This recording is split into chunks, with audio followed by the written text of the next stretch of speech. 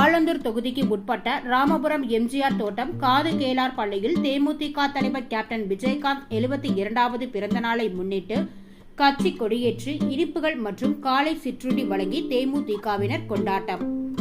சென்னை ஆலந்தூர் மேற்கு பகுதி தேசிய முற்போக்கு திராவிட கழகம் தென் சென்னை தெற்கு மாவட்டம் சார்பில் தலைவர் கேப்டன் விஜயகாந்தின் 72வது பிறந்த நாளை முன்னிட்டு ஆலந்தூர் மேற்கு பகுதி கழக செயலாளர் ஜி தர்மா தலைமையிலும் மாவட்ட அவைத்தலைவர் ஆர் செல்வம், மாவட்ட பொருளாளர் சி செல்வ ஜோதிலிங்கம் ஒருங்கிணைப்பிலும் வெகு விமர்சையாக கேப்டன் பிறந்தநாள் விழா நடைபெற்றது.